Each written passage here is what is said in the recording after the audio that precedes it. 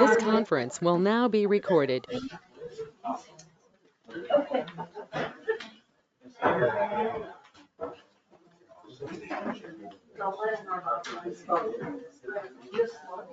Hi, Randy. Good, thank you. Thank you for your service.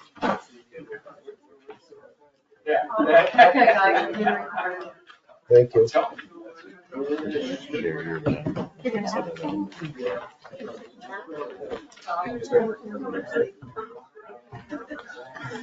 No.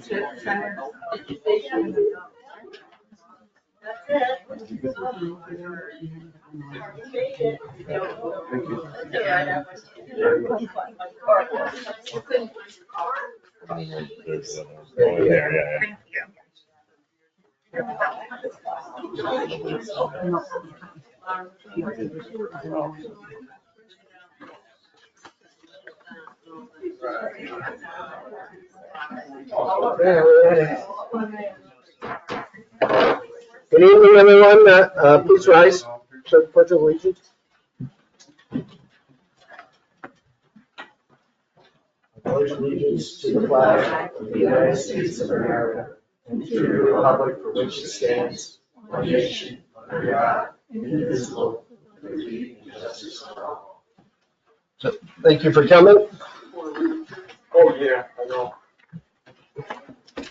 Going to read the notice of the public hearing. Please take notice that the Town Board of Wilmington, Essex County will meet in the town offices of the Town of Wilmington at 6:30 p.m. June 11th, 2024, located at 7 Community Circle, for the purpose of conducting a public hearing on Local Law 2, 2024, which will amend Town Law, Local Law 1, 2021, pertaining to short-term rentals in the Town of Wilmington. We take further notice that this public hearing is to be held at the time and place set forth above, to consider the local law and to hear all parties interested therein on the same. So the proposed local law was sort of posted as best it could on our website and in various other places. I'll be happy to read it to you in full at the point. Local law number 2 of year 2024, a local law to amend the Town of Wilmington Land Use Code, be it enacted by the Town Board of the Town of Wilmington as follows. Section 1, Article 6, short-term rental regulations is hereby amended to add legislative intent. The town recognizes that it would be beneficial for the town to control and regulate the use of short-term rentals within the Town of Wilmington. The provisions of this article are intended to preserve and protect the health, character, safety, and general welfare of the residential neighborhoods and rural areas where short-term rentals are operated, and to mitigate the adverse effects of short-term rentals. Section 2, Article 6 as well. Short-term rental regulations A2 is hereby amended to read as follows. A short-term rental permit shall be valid for 1 year from the date of issue and shall expire on the anniversary date of the permit issued and must be renewed prior to the expiration as long as the unit is used as a short-term rental. All information relating to the property must be updated at the time of renewal. A renewal application must be reviewed and approved and a new permit issued before any rentals may resume. For any existing permits issued under the former law, said permit shall remain valid until the expiration of their 2-year term. Section 3, Article 6, short-term rental regulations A is hereby amended by adding a new paragraph 8 to read as follows. There shall be a limit of 150 short-term rental permits issued and in effect at any given time by the Town of Wilmington. Exemptions to this cap of 150 permits may be granted by the Town Board upon showing of special circumstances, and a public hearing must be held before the Town Board can grant any exemption. Section 4, Article 6, short-term rental regulations A is hereby amended by adding a new paragraph 9 to read as follows. Any short-term rental may be inspected by the Town of Wilmington Code Enforcement Officer every 2 years. Section 5, The terms of this local law shall supersede any other ordinances or local laws in the town of Wilmington to the extent applicable. Section 6, this local law shall take effect immediately upon the filing in the office of the New York Secretary of State. This was dated May 28th by Don Stevens, Town Clerk. So at this point, let me just talk about how I hope the hearing can be conducted. If you would like to be heard on this, I'd ask that you raise your hand. Please stand up. Please identify yourself by name and give an address. We are trying to record this, so we'd like to have as clear a recording of this hearing as possible. So if I ask you to speak up a little bit, or I tend to mumble, so it's good for me too. So in that event, please raise your hands if you'd like to be heard. Yes. Hi, I'm Pat Lynch. I was on the short-term rental committee. I don't public speak well, so I write it and read it. As a member of the short-term rental committee, I'm glad that we have started to finally move in the right direction as far as adopting some regulations to limit the uncontrolled growth of short-term rentals in our community. I don't think allowing exemptions to the cap is a good idea. There will always be people who think they are being treated unfairly. The way to prevent that is to have a rule with no exceptions. Then everyone is treated the same. If we adopt Favor's plan to save the residential quality of our neighborhoods through zoning, allowing exemptions will not work anyways. With Favor's plan, the most important factor in obtaining an STR permit will be the location of the rental unit, in addition to the cap.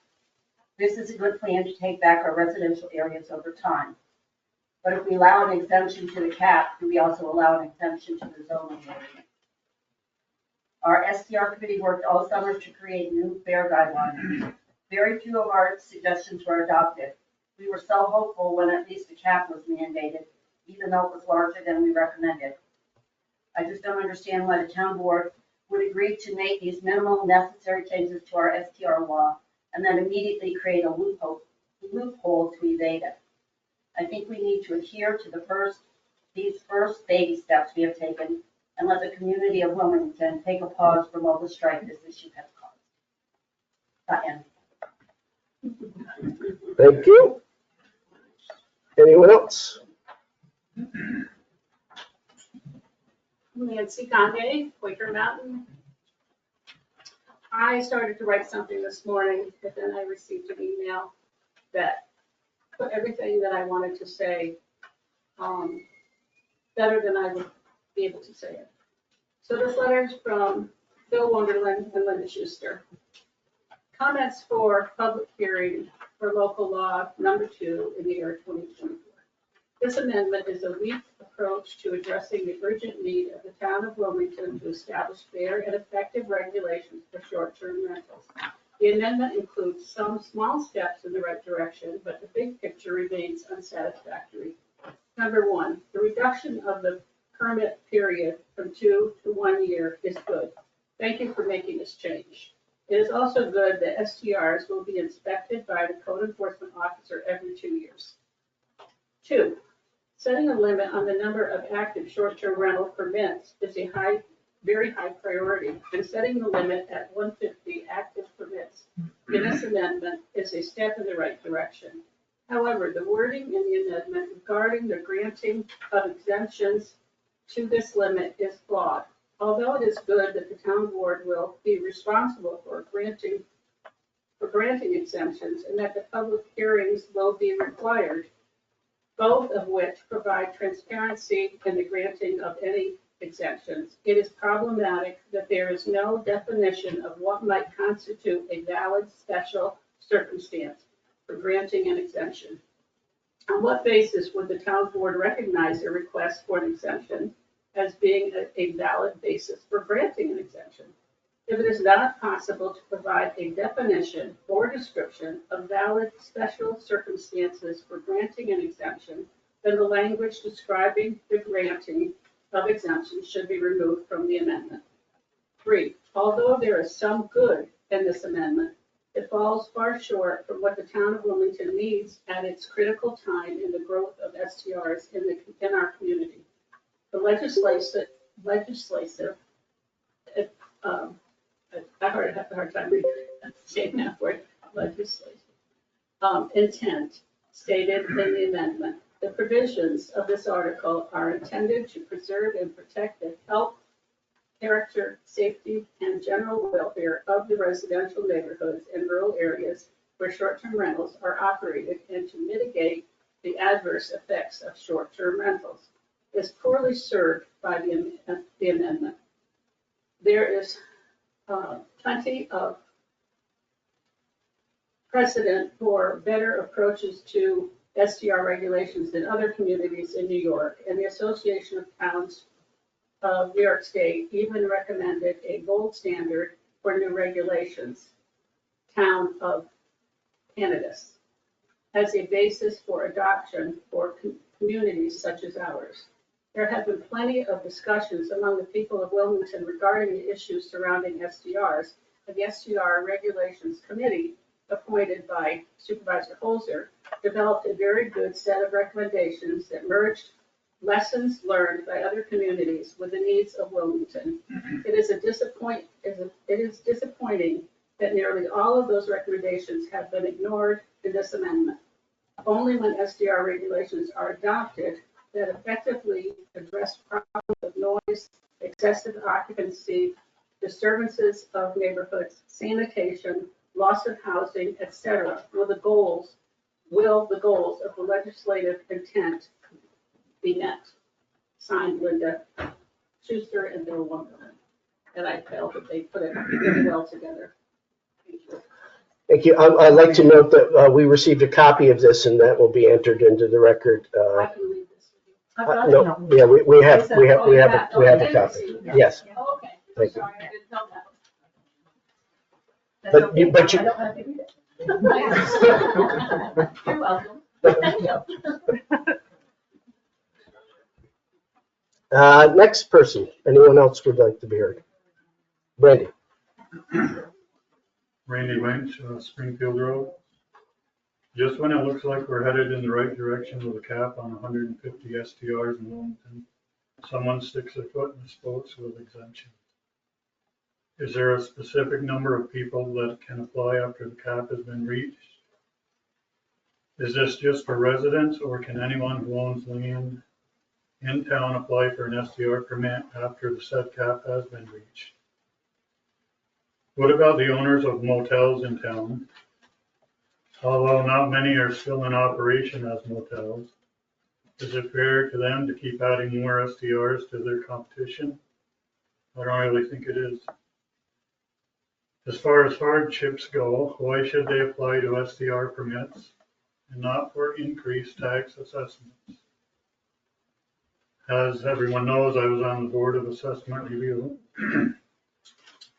Sympathy for a property owner's situation is not a valid reason to lower an assessment. The Board of Assessment Review cannot consider ability to pay, financial hardship, or personal issues.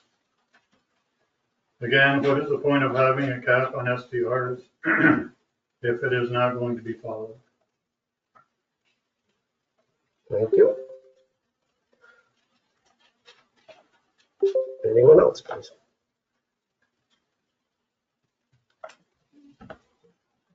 Mary. Mary Pat, Route 86, on the Wilmington J border line, but I also would like the definition of the exemptions, and I believe I fit into one. I live in my home full time, year round.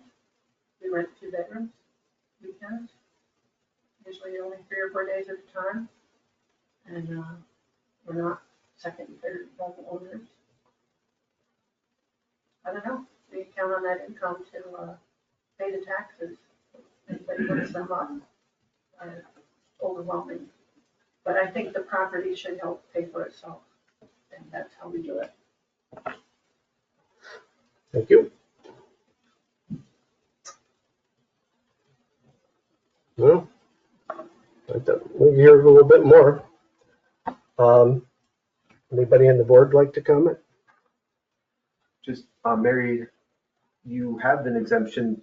We're talking about different things because under our current law, people who live in their house and rent a bedroom or two are not required to get a permit. So those exemptions will continue to exist. These amendments don't do anything to the exemptions that people currently have. These are additional exemptions that we're talking about tonight. I'm just confused about the line of existing, additional changes being made and where that all fits. Just one other point that most people don't know. There are not that many people in Wilmington who just rent out a bedroom or two. Most people rent out entire structures. And when we talk about the number, the cap, those numbers don't count toward the cap. The same with hotels that rent through Airbnb. As far as, does that help? Sure. Okay, good. Yes.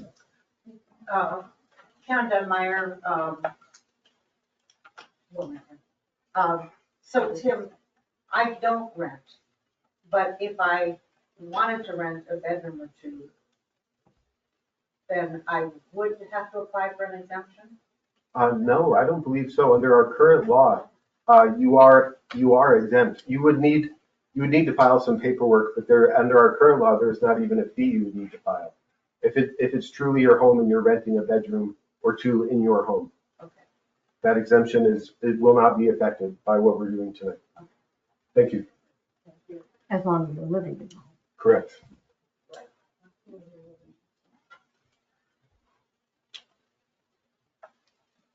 Any other board members or Spirit?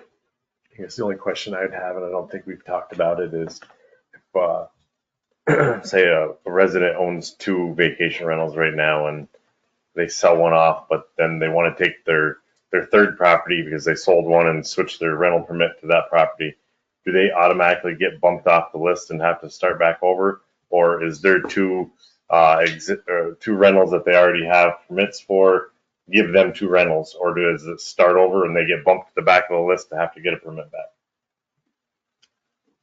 They have to apply for a new permit, which I believe would put them at the back of the list. It's a different, it's a different property. The property, To a new dwelling. right, the owner and the property. Well, I has guess the what my permit. concern was is for May, I'm sure you guys saw, we had, I think 5, maybe Doug can help me out with that, 5 or 6 new STRs come in. One of the ones that concerned me was for a resident who's never had STRs before. He signed up for 3 of them for his own property just to lock in spots. And I feel like that took spots from people that may need them, but he did them as a reserve. And I feel like Doug's had probably 10 at least coming in the past few months. Correct me if I'm wrong, Doug, that's came in, that's locked spots that don't even have an STR yet. But There are a few of that, what you're talking about happened last year. Right, but there was one that was just recent in town on that end of town that did 3 last month in May. We got the paper from the county last month, so that's where It could have been a few. difference. So yeah, that particular one you're talking about happened last year. Okay. I just am Paperwork was late. I'm concerned that, like, all right, now we're going to have 5 spots left and everybody's going to rush in to fill up spots, and then, like, they don't even really need the spots. Do we have any type of thing where, there's all right, you have to have the structure built and you have to prove that you've been renting it for 6 months or a year or anything, or can they just rush in and lock all the spots up before anybody has a chance that actually needs them? In other towns, there are rules where that you would have a cooling off period where you would have to have owned a home for a year prior to applying for a short-term rental permit. So it takes the heat out as of, people flipping homes into short-term rentals immediately. You have to actually own the home for a year and then you can apply for a permit after purchase. Wow. But that's not gonna affect any of this, guys, because I was that's not just- what the local law is. I'm not. Okay, I'm just Yes, is just there a stating that way? it's going to. Well, mine is basically cap oriented and how we're going to handle it, because, hey, once the 150 is full, and we've got this list. How are we going to filter down the list just because you're, number one on the list and somebody gives it up, you automatically got the next spot. But what if you don't actually have the rental yet and you've just got your name in to get a spot once it comes up? That is it's a valid thing to think about. I guess that would be another amendment, and we would have to.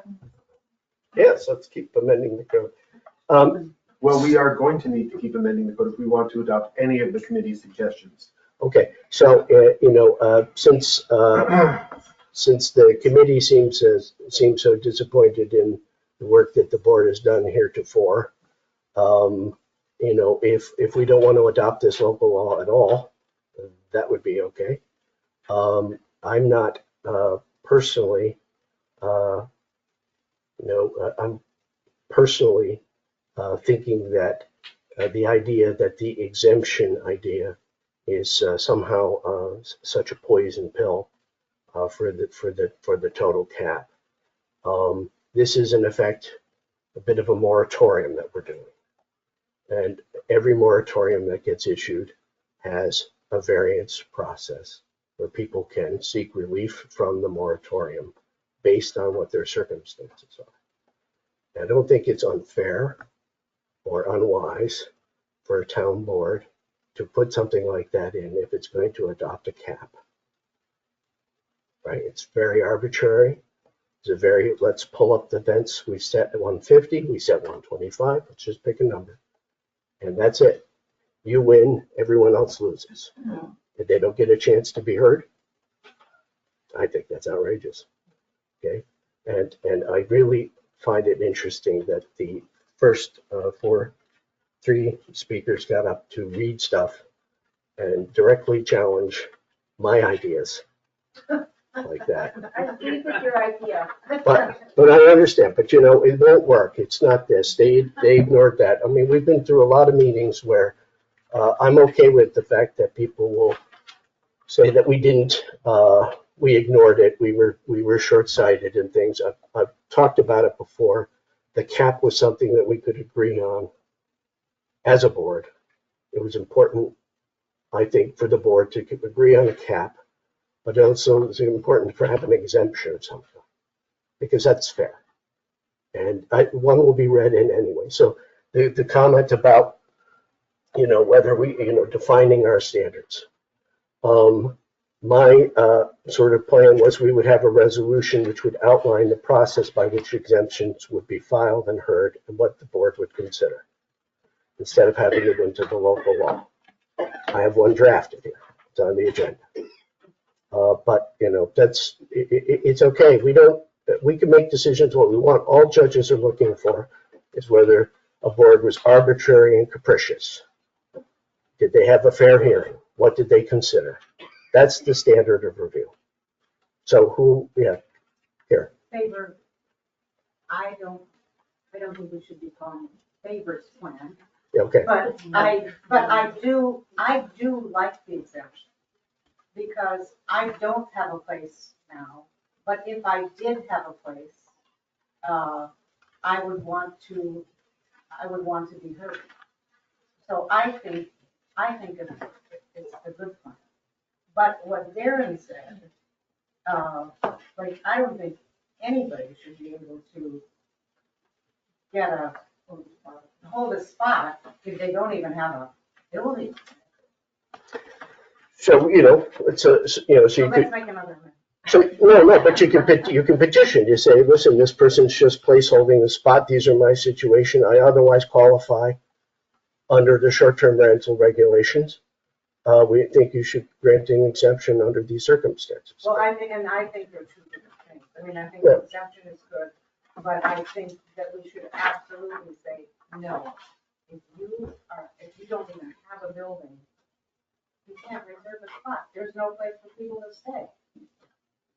And Randy, to answer your part, I think going back to about getting exemptions and who can get exemptions and coming in and just giving them to anybody, there's going to have to be special circumstances.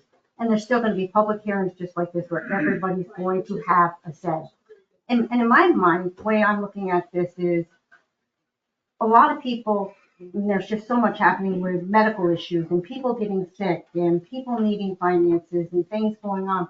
This is a way for them, with hardships coming up, this is just another avenue that people may be able to keep their home. So that might be just one way for them to come. And that's just a part that they might be able to. There's no guarantee we're going to say, yes, you're That's going to part be of life, able there's to no do that. guarantee. Yep, there is no guarantee. There's no guarantee. That's taxes, we're all gonna die, that, absolutely. But we also should be able to talk to people and be able to say, this is what we're open to. Not guaranteeing we're gonna give it to you, but we can at least take it, just like your board assessment review, you let them come in and talk to you. We should be open to that as well. We should be able to have that option to let them come in as well. Not guaranteeing we're gonna give it to them, but that should be also an option as well. But you're also gonna be able to sit here and weigh in on that option as well. It's not just gonna be, we're gonna hear your option, you're everybody that's here. You can come to that meeting and share your opinion as well, and we're gonna listen to you. And I think that's part of that exemption as well. Instead of just shutting it right down and saying, no, it's over and done with. But I do agree, we need that cap. We do need to put that on and start that right there. But I think that exemption should be So there as well. what is a number that would be a limit? Is there any limit to the number after 150? Can you go to 200? Can you go to 300? No, It's going to be looked at yearly. I mean, it's a No. live working document that's going to be amended as needed. Laura. I have a statement. I understand what you guys are saying, but I have witnessed when people come up here that we're familiar with, we are more easily swayed to say yes. When people come up that don't have, say if one person comes that everyone is familiar with, a person who's been here forever, they claim the exact same hardships that somebody who we don't know. And everybody is saying that they have the exact same hardships. And we say yes to one, and because, we're getting feedback and blowback or whatever from the townspeople because there's a sob story for anything. There's so many loopholes that we can find. And if somebody came in that we don't know, we would be less, I've seen it. You're less. I'm going to take before you go any farther, I'm going to take objection to that because you're basically saying we have the ability to be unbiased. Like you're saying that we cannot be unbiased. You can be black and white if you have black, you can take out the Do bias. judges have a code for every single thing or do they not weigh in on every single case? You're missing the point. So I think maybe what she's saying, maybe I can phrase this differently. We might be mostly on the same page that the concept of an exemption, first of all, I just want to say that I appreciate Randy's statement and basically agree with him. I don't think he said anything I disagree with. The concept of an exemption, yes, it's true that's a standard thing to have in these types of documents. However, our exemption language is very vague and I would like it to be much more well-defined, and I believe that's what Laura was getting at. Other towns have it more well-defined. What would be the types of situations that would push the town board to grant an exemption, or the town board would find persuasive? And again, when a judge looks at it, I believe they would want to see that. Yes. Clarity. Can I just outline them just a moment? So here we are, it's June 11th. I can go back to the drawing board and add some standards in there. We can also adopt a series of resolutions which gives us the guidance, and I drafted some of those, and I gave them copies to you. You have to file within a certain period of time. The board you have to particularize what it is that you want us to do. We have to sit. We have to meet. We have to actually have a hearing. We have to make findings. We have to issue a decision. We have to approve it, don't approve it, conditions, right? We can adopt a resolution, like that, and that would be binding on us, and a judge would look upon that and say, are they following what they adopted as a resolution? If we don't, we want to put in a local law, we can come back here in September. And how many more people have filed for permits? Okay?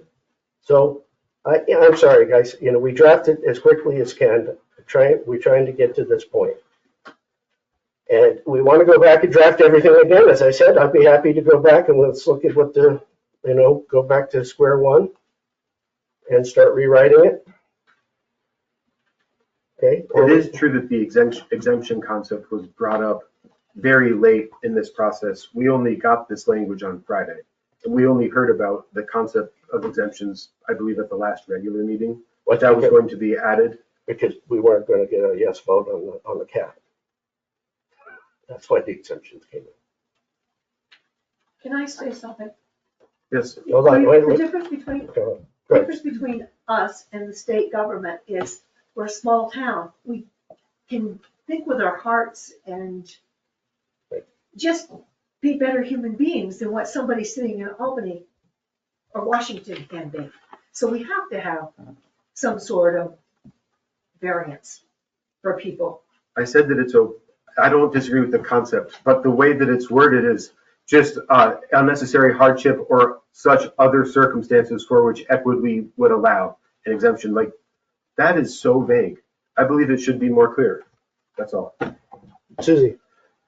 I'm sorry, I'm a little late to the game, but how close is the town approaching that cap? We're about 4 away. 5 away. Thank you, Doug. Thank you. Yeah, good. That's good. Hold on for a second.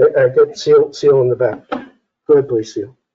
My question is, why can't you just pass or present a resolution for just the cap alone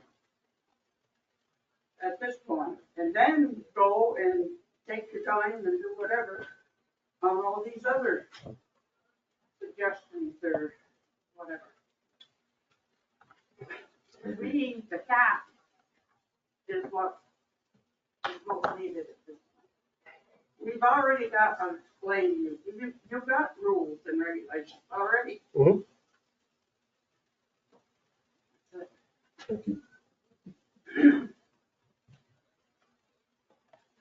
Yes, Nancy, go ahead. I think I need an explanation on what you're saying, Darren, about people putting their name on the list when they don't even have buildings. Not necessarily buildings. There's a few people that's put their name and got vacation rental permits because they have a building, but it's under construction or it's not ready yet, where it may not be ready for a year, but they put their name on the list 11 months before their property is ready, which is now taking a spot on the list. And then they'll basically have that spot forever unless they don't renew. But there could be somebody that could be ready to rent next month. Right. But meanwhile, we just took up a spot on our 150 cap for somebody that may not even be ready for a year. So I guess could you have, like, if someone does something like that, could you have a limit as to how long they can be on the wait list before they finally get a permit? That's what Favor was trying to say. We could come up with local laws and put stipulations and regulations on that type of thing without it actually going into this document, correct? Yeah, so, we received the advice from the council that originally the idea was we would be able to do more by resolution instead of having to do a new local law. The local law process is, drafting a legal opinion, review, pass it, special hearing, public hearing, vote, kind of stuff. And so we were advised that the resolution, because this involves property, that we would need to make sorts of changes to this by amending the local law, which puts us back to that problem. So if we adopted this law and it said that we can make changes via resolution, we could next month, if we're faced with a situation where somebody has hogged up the last 5 permits and things like that, we could do a resolution whereby we could start to change the policy on that stuff. And those are much quicker. Resolutions are, we have a meeting, we publish it, we discuss it, everybody's here, and we can discuss it and vote on it at a meeting. But this is a little more cumbersome because according to the opinion we have, we're dealing with property rights. I just don't understand how a person can be on a wait list when you haven't even reached the 150 yet. If they're saying that they want a permit, how can you opt to be on a wait list when the wait list isn't even necessary yet until you reach the 150? It was kind of a hypothetical thing, Nancy. We have 4 spots left. It's going to take probably 2 months to fill 4 spots, and then what do? Because once They're on a they wait want to list. have a permit, they have to be ready for inspection. So you can't inspect a building that isn't there. I know some people that's went in and got permits that are not currently renting. So let's just say we have 145 right now. I bet you I could, if I look down through the list, I bet you could come up with 10 that aren't even renting. It seems like that would be null and void if they don't have a building anyway. Well, we'd have to put that in the local law. Yeah, because as long as they've paid their money to the town to have it, I it think seems like you'd be glad it wasn't renting. I think it says in the law that it has to be inspected by Doug before a permit is issued. I believe that language is in the local law currently. Randy? How can they get a permit if it hasn't been inspected? Doesn't it have to be inspected before they It get a does. permit? It does. And it doesn't even, sometimes you guys are literally taking everything literally. It doesn't have to be a building that's not built yet.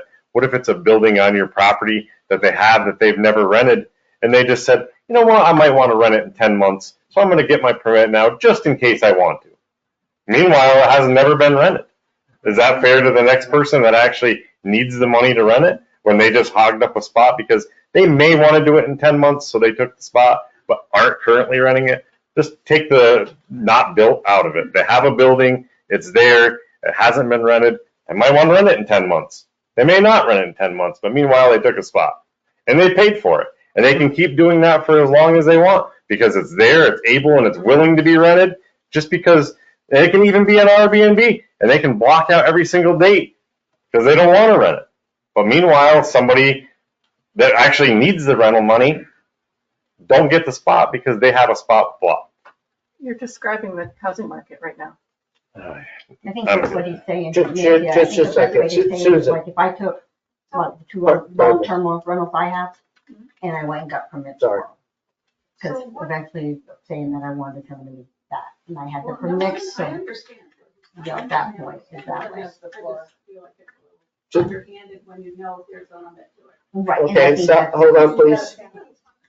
Please, hold on, Susan. So what is the, right now, if I own a home and I apply for a permit, what are my restrictions? What are my guidelines? Not with the exemptions, but let's say I'm looking 3 months down the road, I'm looking at my assessment, which is hypothetical, it's not the case.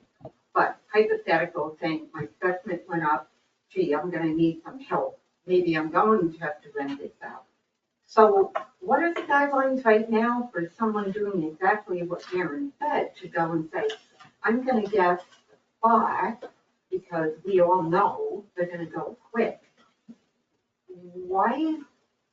I can't comprehend the issue. If I'm paying the fee and I am not ready to rent it yet, but I have a house that can be rented, why is that an issue? I'm not stealing from someone else.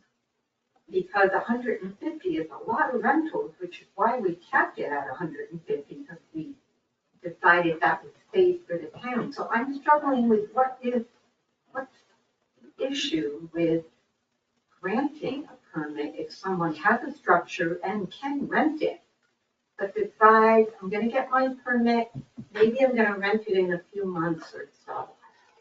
Because, I'll be honest, that's a hedge in some way. Yeah. Okay, you're hedging. Yeah. So you're taking you're taking the spot that somebody may immediately want to rent it because of an immediate necessity. What this saying is, without the exemption process, the person who has the immediate necessity is out of luck. But I thought the exemption bypasses that. But I'm saying without the exemption process, with a hard And cap, I'm saying the exemption is critical for that very reason. Exactly. But if, otherwise, it's kind of irrelevant because you're not taking it away from someone who needs the rental. I mean, that's the balancing point, right? Yeah, but we've circled back to where we've sort of, I hope I made that point, which is, right, we've capped out.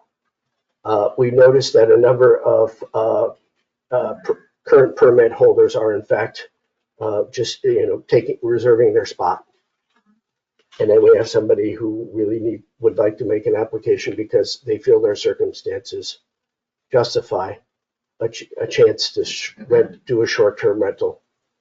And the exemption process would allow them to come before the town board and petition.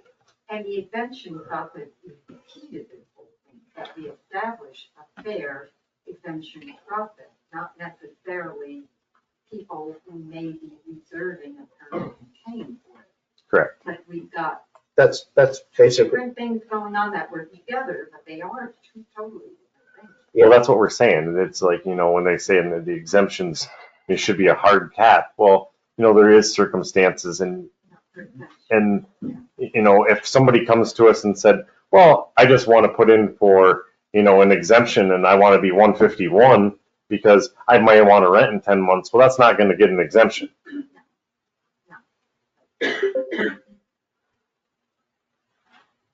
hold on, please.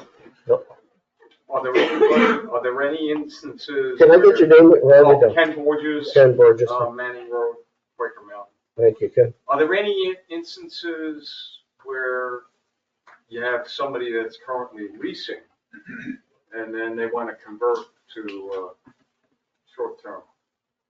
And in that case, they have an agreement with the lessee that, oh yeah, I'm getting out as of such and such a time.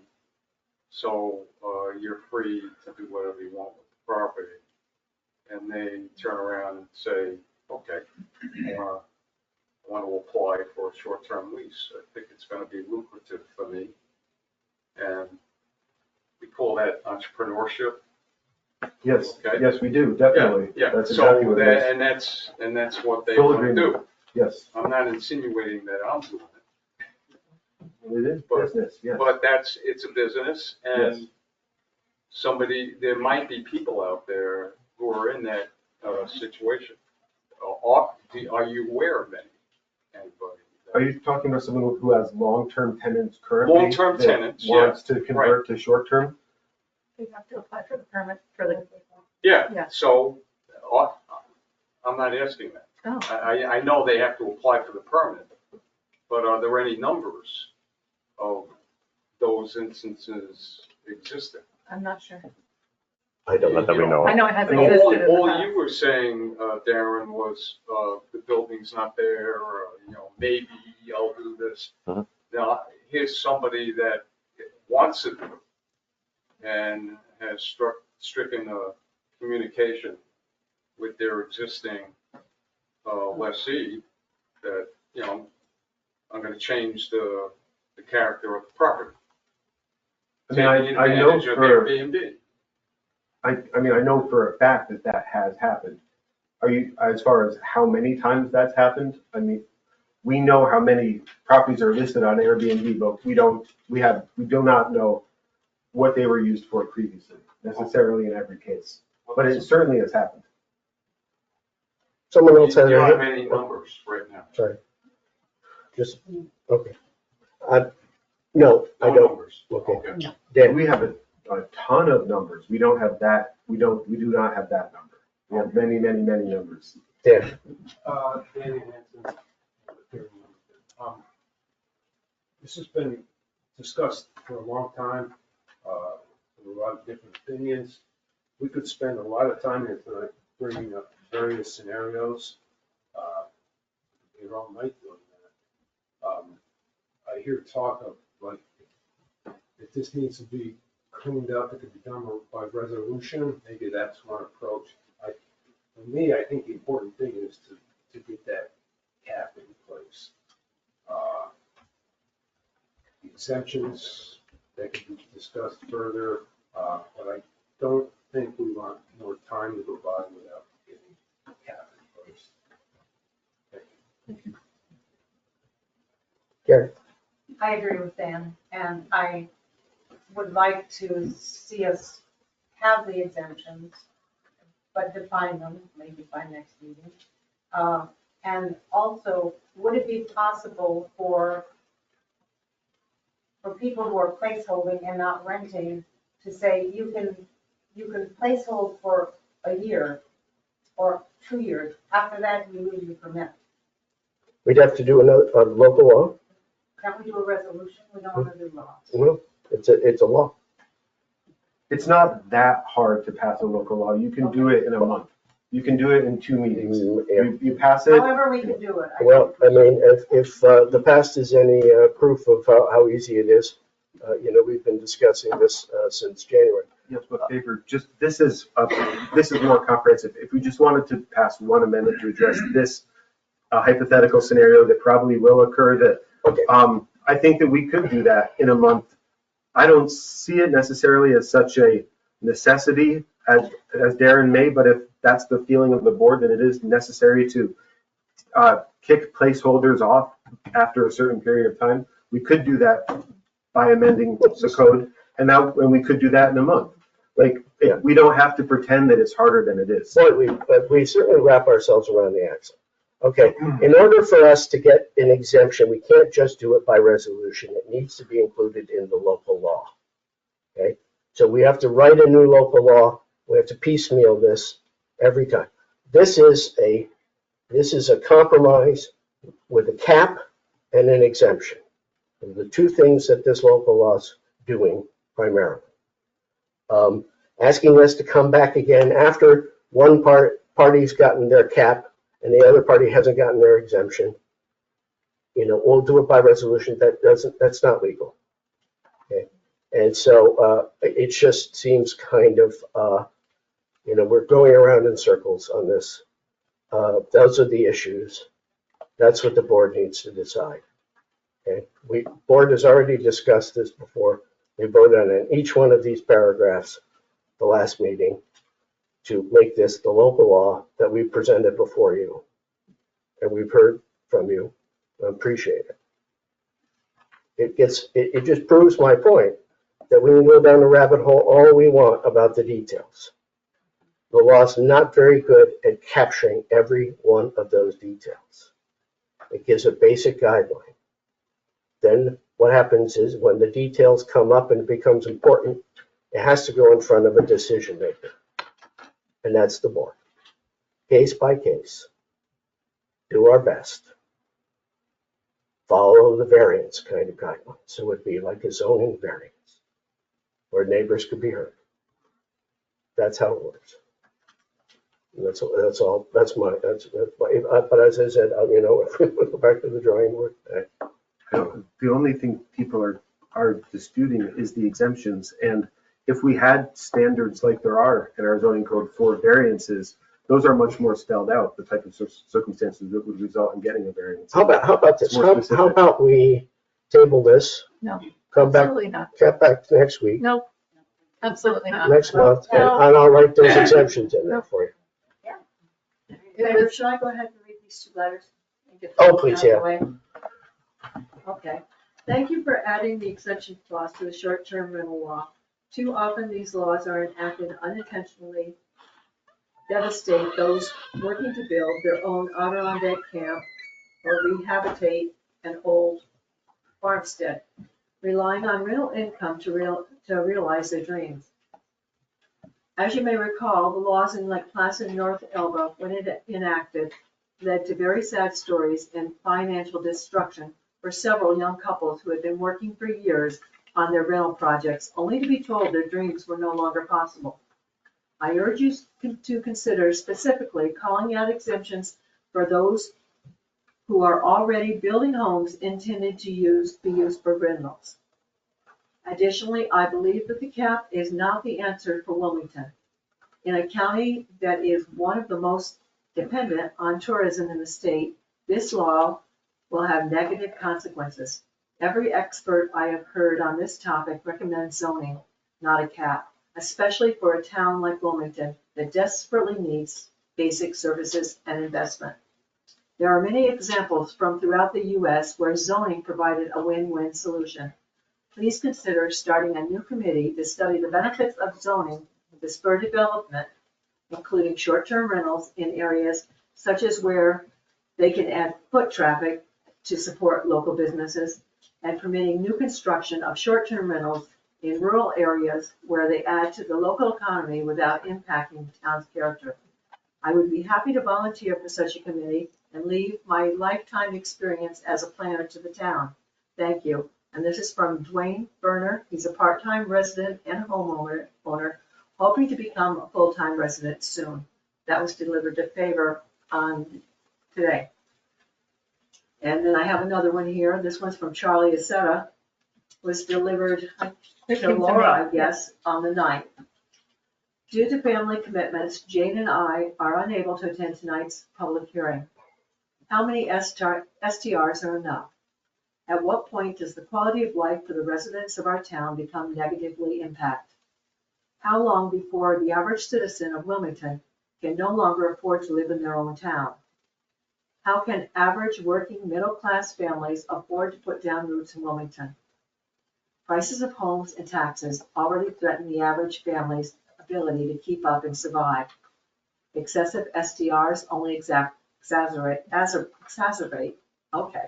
the problem of affordability.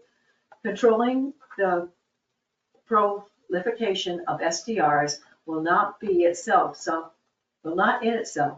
inflated prices and taxes, but it will help to stem the tide while preserving housing for local community. STRs are businesses run in residential parts of town. Town residents deserve to have them treated as such. Much time, effort, thought, and work went into the regulations the STR committee presented to the town. We urge the town board to enact the committee's proposals. Town board members, planning board members, and all town officials elected or appointed should work to preserve the quality, beauty, and character of this community. Like a rock that is thrown, once gone, you can't get it back. And that's from Charlie and Janacetta. Thank you. Go on, Pat. I just wanted to clarify, I wasn't saying that exemptions were Favor's plan. I was saying zoning was Favor's plan. Thank And I you. think that's a good one. Thank you, Pat. I appreciate that. I think we're going to close the public hearing now. May I have a motion to close the public hearing, please? Can we give them one more chance? Anybody last call? Oh, I'm sorry. Okay, go right ahead there. Actually, Last so, call. Can I ask a clarifying question about the amendment real quick? I recall, I think it was back in February. Identify yourself, please. Sydney Everson, Adirondack Dealing and Investment. Thank you, Sydney. I don't live here, so. That's okay. You're a reporter. There was some discussion about other recommendations from the STR committee that couldn't necessarily be enacted through these particular amendments, such as like noise ordinances. They wouldn't necessarily fit in the land use code. I think, if I'm remembering this wrong, sorry. Is there a plan to address those sorts of concerns later through, the different areas of the local laws where they belong? Or are they just not a thing anymore? You take it? Go ahead, please, because I have a thought. but- We have discussed, and we said this was a starting point, and we were going to go through the review committee's recommendations, and we were going to look at each one of them.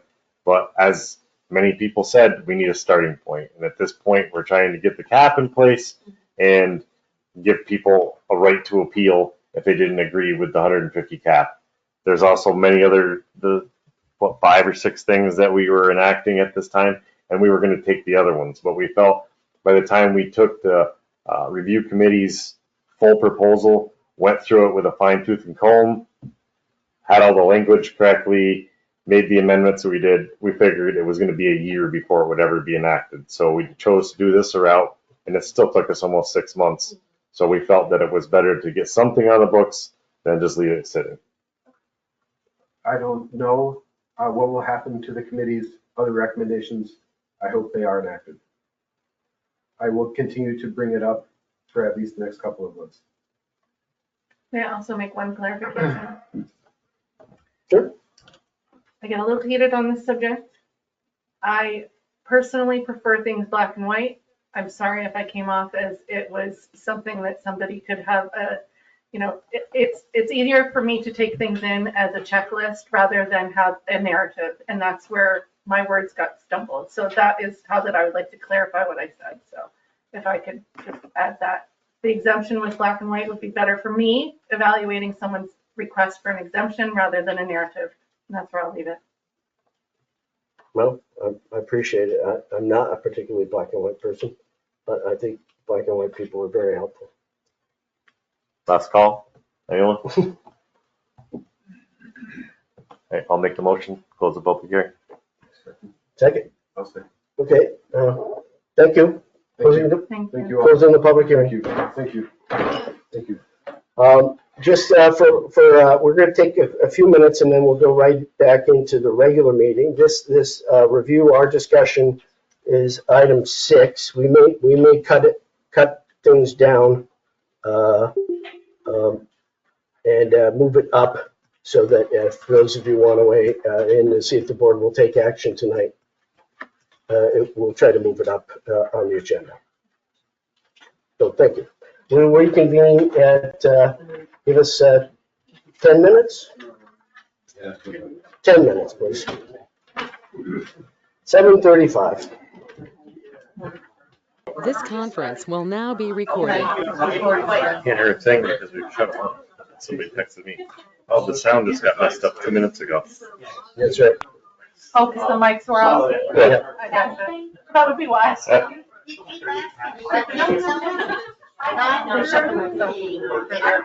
okay.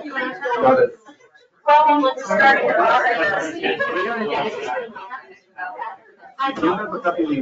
Hello. Don't. Some people I'm not giving you mine. So we move this up. Anyone have an opinion? Okay, give up 3 minutes. Order please, order please. Thank you. Not mine. Thank you very much. So now this is the convening, whatever, of the monthly meeting of the Wilmington Town Board. We already went through a call of order earlier, a pledge of the minutes, so I'm not sure we need to do that. The next thing on the agenda is the acceptance of the minutes from the previous meeting. Do we have those minutes where they were handed out? Yes, they got them in emails and they got them in their boxes. Okay. May I have a motion to accept those minutes? Make it. Tim and Darren second. Any discussion? Okay, all in favor, please say aye. Aye. Any opposed? Somebody vote back there? This one. Thank you. I'm in favor. Okay. We have no guests. I do have reports. I didn't get a water report. I'm going to tend to, follow up. I will present Ed's waters report. Ed presented to us at the last work session. He discussed sort of the plant.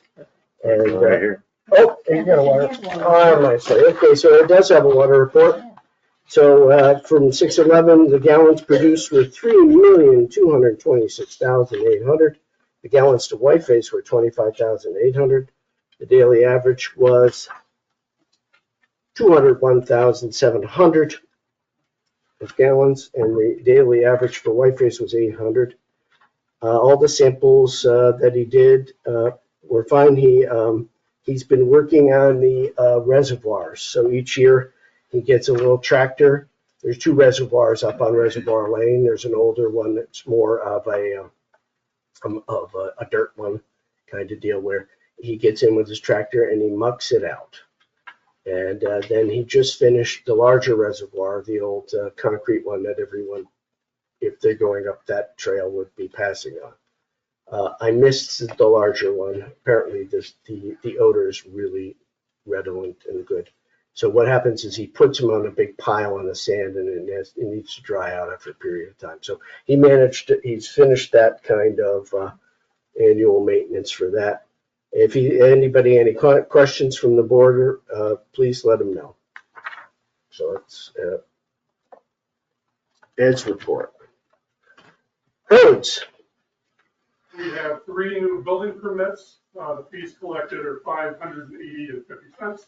We have 48 open permits. I have over 15 site visits. And as far as short-term rentals, we have 145.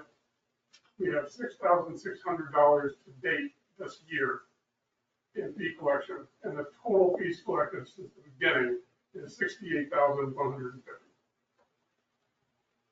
Thank you. John, I do have parks down if you have anything you want to, we'll be talking to you in a little bit anyway. If you have anything to report. We've had a couple events that we did, and we have just been mowing and everything as usual. Done with banners now. All the banners are up. We had to break the cemeteries after all the heavy rain we got. Mm. The roads are in not great shape. Somebody should probably look at them.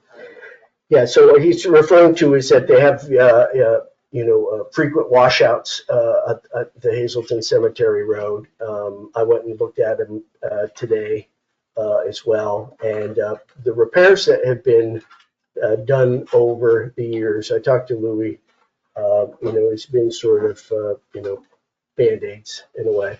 And I'm hopeful that the board can start, and when we're doing the budget process, I asked Louis to get some estimates for paving, maybe to get that part of the Hazelton Cemetery paved, which would be very helpful. So when we get going with the budget process, we'll have some numbers along those lines, and the board can look at it and discuss and figure out how to pay for it or how much they want to do in any one particular time. But that's it's a washout. We had some big rain the past last week or so, and it was something. While we're at the cemetery, what about the grave sites that are sinking? Right. So earlier this year, Darren had mentioned, and I've talked to a few others about a cemetery committee again. I'm not sure what it is. It needs to be done to get a cemetery committee going, to set up rules about the maintenance and care and identifying things that probably should be addressed.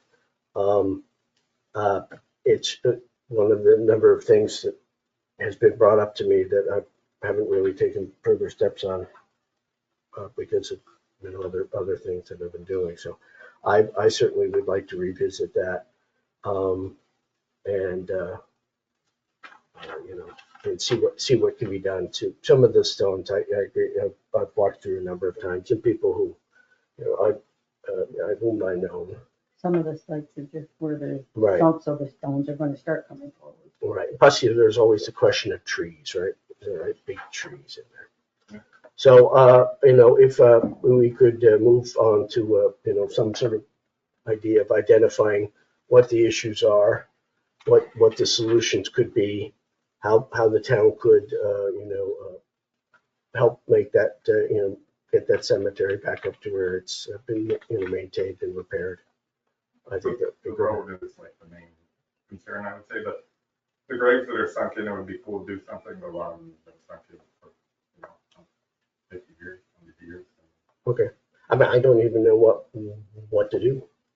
You would just fill them probably with. Bring in topsoil and seed it on the top. But then without going too far into depth, then it goes to if you buy a plot, I think you technically own the plot. So if your plot is in disarray, is it the town's burden to fix your plot? If your Other towns headstone do. were to fall over, if your headstone were to. I don't think the occupants are gonna take care of it. But the occupant's father might, or brother might. The ones that are sinking, though, the family's gone. They're really old. But there's a lot of headstones too, and there's just a lot of things. Let's start with one and keep on going. What, crusher stone, would that be effective? Have you done that in the past? I know that these are like perennial issues, but I don't remember the last time this came up, a bunch of crusher stone was dumped in there, right? And A lot of it just washes away. The roads really need to be graded and kind of like some form of ditch on the sides to make the water go somewhere else and not down the middle of the road. And we rake them after a big storm, which loosens the top up. And it's good to drive on for a while, but the looser it is, the easier it washes out too. do you think it needs to be paved? I mean, ideally that would be great. That's what would be done. That would also be the most expensive option too. That seems like those are the only two options, right? I mean, grading them and bringing some material in and making them the water run where the water should run. Got it. Would be a real good start. Renwards Got it. has a number 4 stone, a natural stone, that might hold up in there. Well, I've talked to Louis about getting some ideas on, it would be the highway department has the paving capacity in the way to get it paved. So that's something that, we'll look at it. And if it's not that expensive specifically to do it through the town highway department, as opposed to putting on stuff that washes away every 2 years, we can look at it. I mean, the only thing I'm going to say about this is, obviously I'm in the business. There can be grading and things done to help mitigate that. Mhm. The problem is they've been left untouched for so long and they're so far now. It's going to take some money to get them back, whether it's paving or whatever, because you can't put pavement down if we don't put crusher on the material as is. So it's a multi-step process, I'm not and we getting- can't just. I'm not getting into the engineering. I'm just saying it's we're going to start with some maintenance first thing on these places. Okay. Thank you, John. Now, I was wondering whether we would like to go to item 6 or we'd like to first hear reports from the board members, item 5. Does anybody have a strong feeling? I don't have a strong feeling. I don't know if anyone else does. Fine with it. Okay, so I'm going to move on next to item 6, which is the unfinished business. Discussion and resolution adopting local law number 2 enacted to amend the short-term rental law following the public hearing. Earlier today, Tim had mentioned that he would like to move to divide the question. What I'm not sure I'm enough of a parliamentarian to say that this is the way local laws are handled, but under the circumstances, since we divided the question last time at the last meeting, what we're going to do now is we're going to resolve make a resolution to adopt each of the at least 4 sections. And we would take a roll call vote on each of the 4 sections. We would have discussion. So let me read the resolution.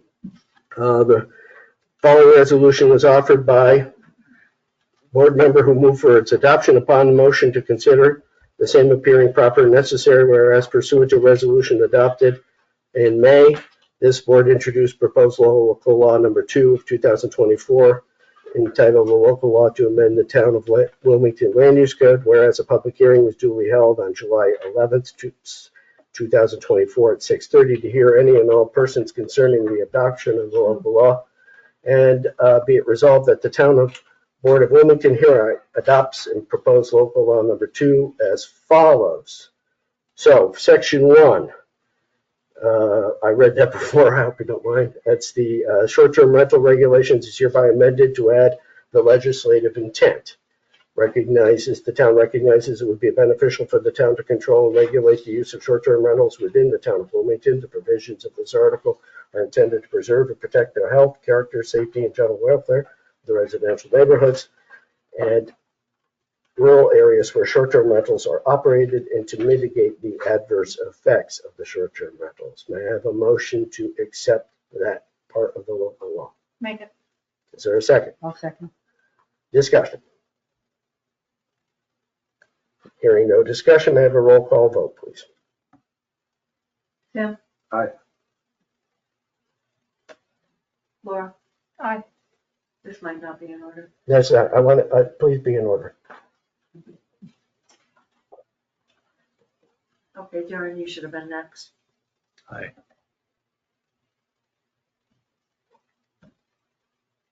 Laura, you already did. Tina? Aye. Better. Okay, section 2 is Article 6. This is the short-term rental regulations. It's hereby amended to read as follows. Now, this is the divided question part. A short-term rental, so I'll read the first part. A short-term rental permit shall be valid, I'll read the whole thing, shall be valid for 1 year from the date of issue and shall expire on the anniversary date of the date the permit was issued. It must be renewed prior to expiration.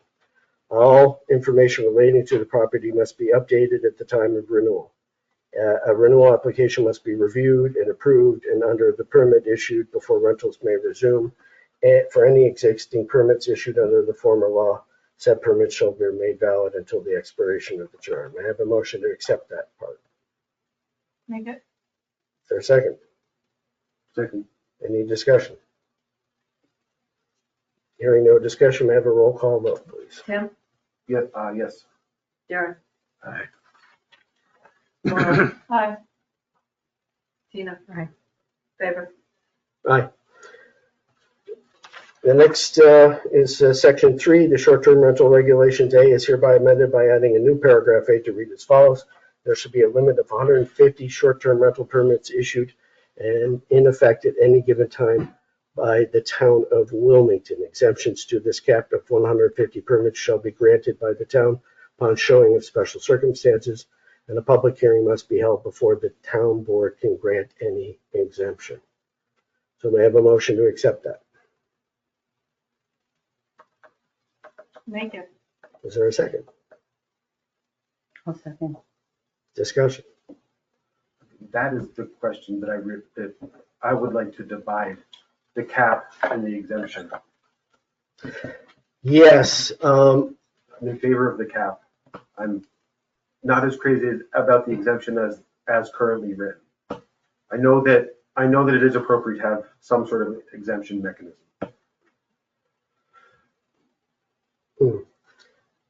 why don't we, so we have a motion and a second in discussion. Can I have a motion to amend so that I can read it as exemptions to this cap of 150 permits may be granted by the town board on a showing of special circumstances, and a public hearing must be held before the town can grant any exemption. So that's dividing the question. I divided the question. Okay. I need a motion to I'll amend make the that motion. Is there a second? Make it. Discussion.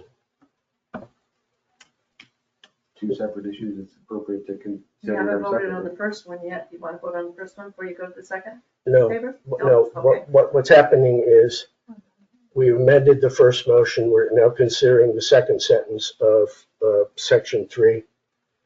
Roll call vote. Cap. The cap is the first part. I haven't gotten to that. This is the exemption. So you moved in second. We'll have a roll call vote for the exemption, please. Okay, Tim? For the reasons people have stated, I'm not in favor of the exemptions as currently written. So no. Darren? Yes. Laura?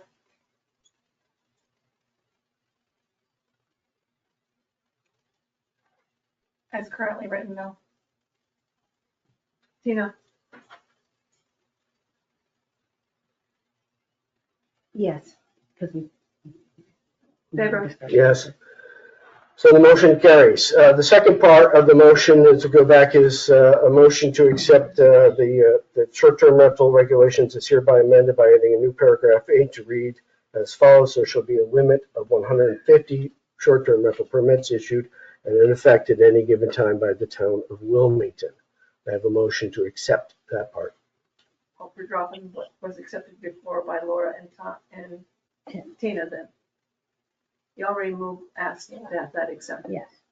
Are we redoing that? or- Well, what I did was I read the whole thing and then I amended the first motion to read the Okay, so that exemption was part. just crossed This out. is a new motion. Okay. And I read the first sentence.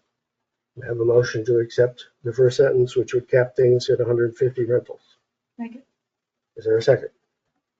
I'll second. Discussion? The same. I'm not crazy about it. I wish it were lower. We had talked about it being lower. That's what I would like, but I will vote for it. It's a positive step, as are some of the other things we've adopted tonight. Roll call vote. Tim, Yes. Darren, No. Laura, Yes. Tina. Yeah. Favor. Yes. Thank you. Section 4, ma'am, reads, Article 4, short-term rental regulations. A is hereby amended to add a new paragraph 9 to read as follows. Any short-term rental shall be inspected by the town code enforcement officer every 2 years. May I have a motion to accept that? I'll make it. Second? I'll second. Any discussion? This was a compromise just for the public so that we didn't overwhelm the code enforcement office and require our code enforcement officer to inspect the rentals yearly. This is just to make it more pragmatic, doing it every other year. And I have no issue with it. Okay, so any further discussion? Roll call vote, please. Tim, Aye. Darren. Aye. Laura. Aye. Tina. Aye. Favor. Aye. Carries. So I want to, I think it probably would be best if we move for the resolution of sections 5 and 6 as well, which are the terms of, section 5 is the terms of this local law shall supersede any other ordinances and local laws in the town of Wilmington to the extent applicable. Section 6 is this local law shall take effect immediately upon the filing in the office of the New York State Secretary of State. May I have a motion to accept those two sections? I'll make it. Is there a second? Yes. Second. Discussion? Boilerplate. Hearing none, roll call vote. Aye. Tim. Darren. Aye. Laura. Aye. Tina. Aye. Favor. Aye. So I'm going to say that under those votes and those conditions, the local law was adopted and was written. Congratulations. Thanks, Thank you. everybody. And hopefully, Tim, if the governor signs it, maybe the Yes. Department of Health will get involved in doing some of these inspections as well. Okay, so I'm going to continue to skip the reports from the board members. You've heard, if somebody has something they really want to bring up, that's fine. We'll get to it in a few minutes. Let's get to the new business. So at the top is the events position. This has caused, I'm sorry if I caused a little confusion.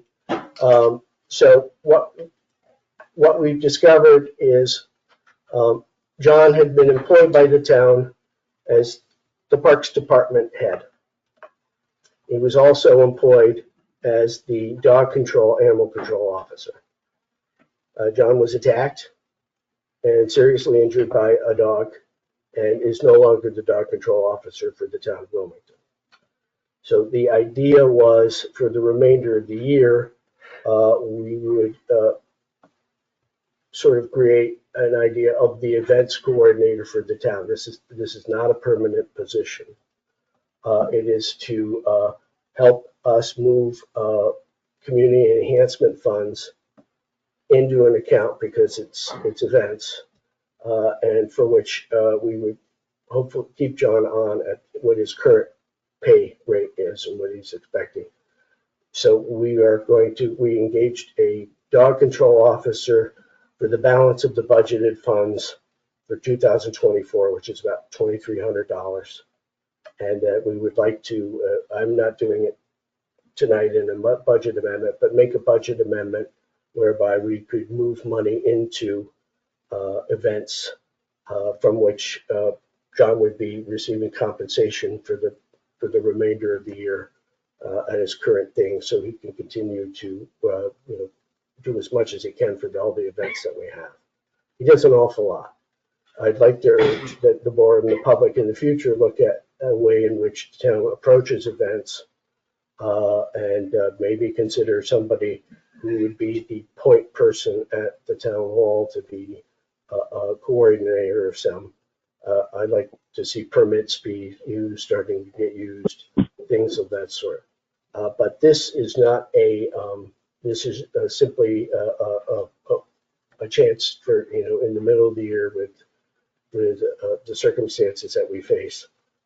It's just to move John on in that direction at his current salary. And that's the discussion. I mean, I don't have any action we can take tonight, but if anyone wants to discuss that, that's fine. We can't resolve to make that appointment. I suppose we could, but I'll have to amend the budget at some point. I'll make that motion. But let's have some discussion first. Okay.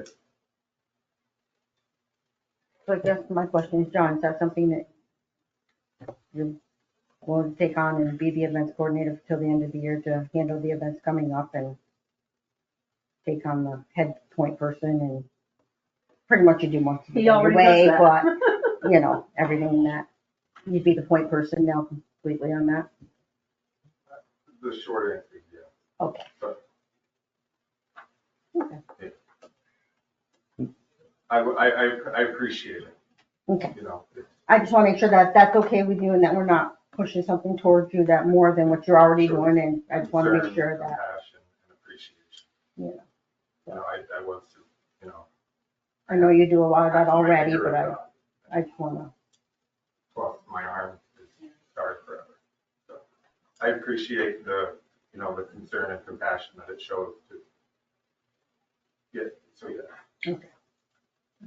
So I do want to state for the record that this is no way any downfall of John, or I'm not talking John down, but I don't really understand creating a position in a job that he already does. I mean, he's been taking care of the events anyway, and there's no way is it downing John.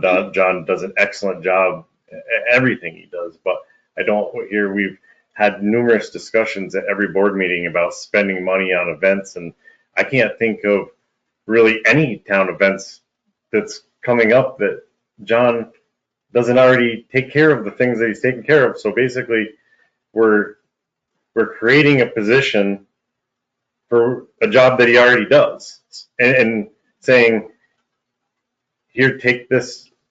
We're almost doing it, in my opinion, as a bribe. Here, take this money because you got injured, and this is going to help you get through the rest of the year. I don't see how the town should be in business of doing something like that. And it's nothing against John. I 100% respect John, but John gets overtime anytime he does these events. Everything else, to just hand money to somebody for a job that he already does, it doesn't make sense to me. Can I say something about that? Absolutely, John. It is not what I've always done, because the events have evolved and changed every year since I've been. When I started, the only event I did was the Festival of Colors. And I'm happy to do events. I'm not, in no way am I saying I don't want to do events. I'm saying events get added, events grow, which is, if you're supportive of events, it's good that they grow. But I don't always get overtime for events. A lot of it is done on town time, which takes away from other things that should probably, I don't want to say take precedence, but How is this going to help manage time? It's basically, give me your conservative estimate of how much time I spend on events this summer. and John, if you do over 40 hours, you're going to get compensated for it. I don't understand. I'm saying in total, because you asked how does it take away from something else? What I'm saying, you said that, these events have been added 100%, but I mean, regardless of that, just because events have been averaged, you still only do 40 hours in a week. It's not like we're asking you to do 45 hours and not being compensated for it. Right, but that's not what you said. You said But it's not creating you more time. Are you going to let him answer? Something that you're doing for the town. Like I Like said, the fascia on this building, for instance, staying in this building. okay, but again, if we're handing you money for not, Flashing, like, that's not gonna get the job done just because we're handing you money. Are you gonna work harder because of that? I can tell you that if you worked for me and you lost two of your fingers or one of your fingers and your finger was required for the job that you did for me, I wouldn't demote you and take your money away. It's not demoting you. You gave up a position. Because I'm no longer able to do it if you want to get into I mean, health. Okay, I don't think we're, we're not demoting you by any means. No. Like, we're not taking money away. Your salary is, I I don't know, $23.04 an hour. I didn't ask for it. It was brought up to me. Right, so that was your salary before that position. It's a compassionate thing to do. remember when we just said where we always start, we have to start somewhere at a square one?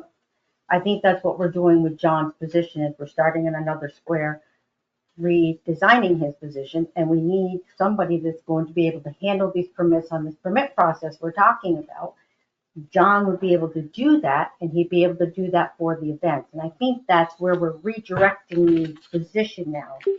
And that's in the process that we're going. I don't think we're giving money away. I don't think we're redoing what you're thinking with. I think this is the process that we're looking at. That's the way intake I'm taking on it. And I heard your comment, but I'm gonna respond to this. So if we want to continue to pay John for the rest of the year at his same salary because of the dog attack, I have no problem with that. He deserves that money. He agreed to do it. He got attacked.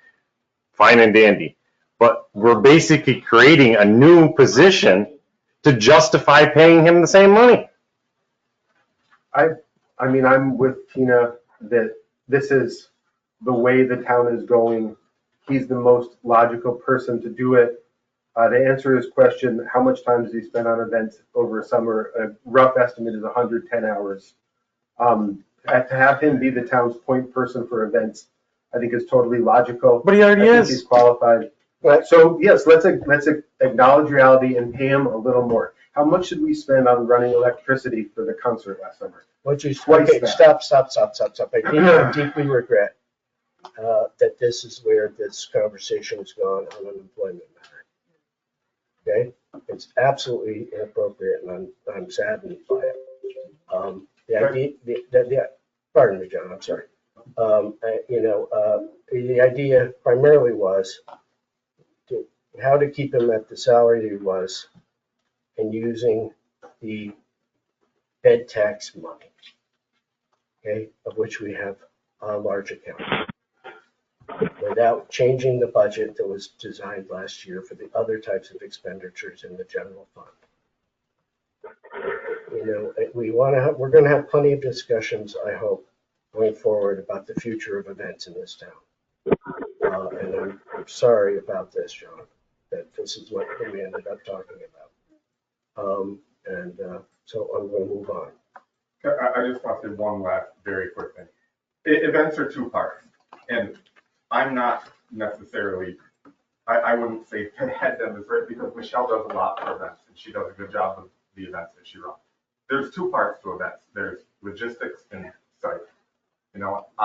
I do the site work. I do the heavy lifting. I move the table, set up the tent site, remove the trash. If there's an issue, I put out the fire. So all I was saying was the bigger an event gets, the larger that burden is. And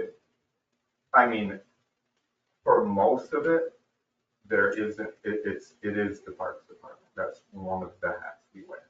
And if there are a lot of things that can mediate the burden of time on my department.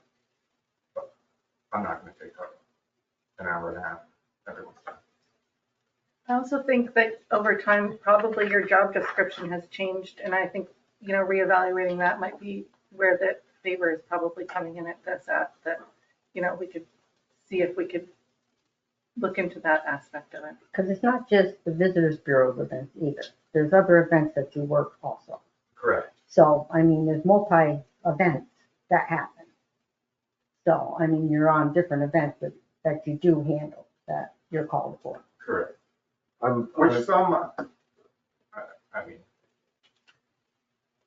So you are out there, you are out doing a lot of different events, and we do appreciate what you do. Don't do not take that Absolutely, wrong. John, Do and not don't take me ever as it take was that anything wrong. against you. I'm just But saying you- that basically, I do want you to know that.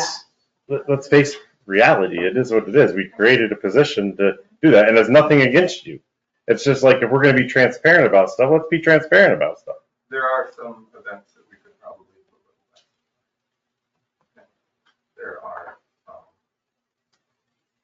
There are some events that the town had a, pivotal part in their inception, which is not necessarily fair to them to pull out of now. And there's a lot more to it. I think like Tina was saying, I agree with Tina 100%.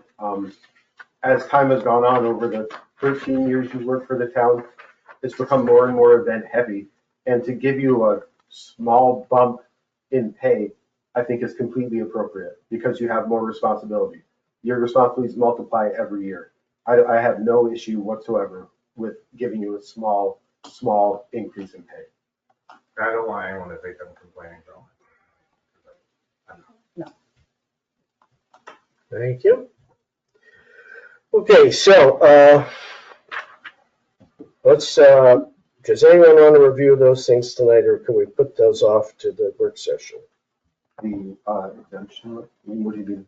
Review the caps, the proposed rules and guidelines for the exemption process that the board would follow. I think it would be good to probably put that off. Yeah. Okay, we'll move that to the work session. I also, we did very well and had a lot of good candidates for alternates for the planning board and to create a new zoning board of appeals. I have drafted and given to the board to review a new local law. In 2016, the town adopted a local law which combined the planning board and zoning board of appeals. I basically took that local law, made a few changes here and there. I've shared it with the board. We're going to review it. And then if the board's okay with it, we'll schedule a public hearing to have the public weigh in on the creation of a zoning board of appeals. There's no, our old code's still there. It still has the stuff that the zoning board of appeals is going to do. We have to pick a night of the month that they're supposed to meet and follow those kinds of rules. But that's basically what this local law would do. So I've shared it with the board. We don't have to discuss it tonight. We'll share it with you guys at some point when the board gets to way back in. We'll do that on the work session. Now, let's get to the resolutions. Now, contract with Parties Unlimited for the Wilmington get-together bounce house rental. I didn't get that email in time, but I also got a warning that they don't have any way of transporting it here. They're so booked solid that they can't drop off a new bounce house for the Wilmington get-together, which is August 17th. So I can't really ask for a resolution tonight until I actually figure out what the problem is and what we can do about it. I think last year the town went and picked it up from them. We may be doing it again, but she when I'd asked for the contract, she said, I can't deliver. Do you still want the contract? And I said, yes, but I didn't get it from them in time for this meeting. We'll solve the problem, but to me, we could just do that at the end of the month. There's a budget amendment for the beach program. So this is a resolution amending the 2024 budget, increasing revenues and appropriations in the amount of $13,000. As follows: the revenues account, we're taking it from the Community Enhancement Fund to appropriate it to the beach PS for the 2024 beach program. We have a lot of very good candidates for lifeguards. We intend, I hope, with this budget transfer and appropriation, we'll have enough money to pay them the salaries to have 3 on per day, 6 hours, 7 days a week, until the end of the summer. So we've allocating that from the Community Enhancement Fund. They already had budgeted $15,000 in that account. So there's another budget which we are taking from the beach account and transferring it to the summer youth program of a certain amount. But we'll do the first budget first, which is the resolution authorizing changing $13,000 to the beach program. May I have a resolution, please? Is there a second? A second. Discussion. And you base these numbers on the numbers for hourly wage and hours and work. So, Actual numbers. Yeah, I created a spreadsheet. I calculated the number of days, the rates of pay, more or less, the town share of FICA. And we still have some money left over for the boat program, with this transfer. But that would at least cover their salaries and things as we go forward in the summertime. So I can call these people and see.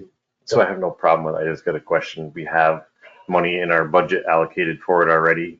So this money is extra money in that line item for that, or?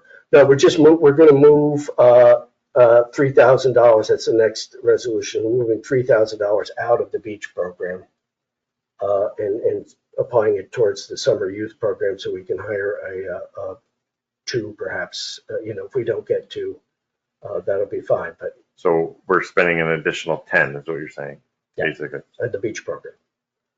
that we didn't have budgeted. That's correct. It's coming out of occupancy tax money. Yeah. Which, some positive news for the community, and the occupancy tax money is well above predictions. It's well above 30,000 a quarter. Plus there's extra money on top of that comes in. So I believe the numbers that we were looking at earlier today we are expecting 200,000 in occupancy tax. No? Okay, 150,000. We're at, maybe. So we have, I'm sorry, Tim, I just, No, that's throwing fine. numbers. I thought it was 200,000, but we're expecting more. Well, we're certainly expecting more than 100,000 in occupancy tax money. So this is the sort of the irony of our STR issue. Basically what we found is the beach isn't open enough. It doesn't have enough people staffing it when per the volume of people who are bathing. So the beach is an amenity that attracts all sorts of people, and it's not just locals who are there. And if we're going to keep the beach going and staff it properly and keep people who show up there to be safe, it's perfectly well within the wheelhouse of the community enhancement fund money. And we have that money, and I'd rather see it appropriated towards this, and then take some of the money out from the general fund and return it to a general fund item, which is basically what these two resolutions are doing. So we have a motion and a second. That was the discussion. I agree with you. We're going to a vote. So all those in favor? Do you want a roll call vote? Yes, I have to do a roll. Thank you. Tim? Roll call vote, please. John? Aye. Laura? Aye. Tina? Aye. Abram? Yes, aye. So the second resolution is amending the budget, increase, We're $3,000 from the beach PS to the summer youth program. We have a motion for that, I'll please. make it. Second? Second. Discussion. I had planned on discussing that in my report. Would you prefer for me to wait for my report to discuss it, or to discuss it now? The youth program summer. We'll get to the report. We got the motion in the second. Okay. And then no further discussion. Roll call vote, please. John? Aye. Laura? Aye. Tina? Aye. Abram? Oh, yes, aye, please. So next, we have a bond resolution. I've submitted, I gave copies to all the board members earlier this year and somewhat regularly as part of the large truck replacement program that the highway adopts. We use a short-term bond process to raise $128,000 to be applied towards the truck. I think I heard the details about how this sort of works. But the truck needs to be made. We need to get it in the pipeline so that the truck is produced and deliverable to us on time.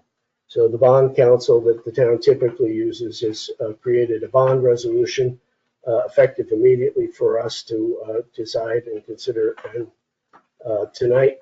So it was a resolution that I've given you, and I don't really want to read it to everybody. What the bond amount is, the plan of the financing is $128,729.14.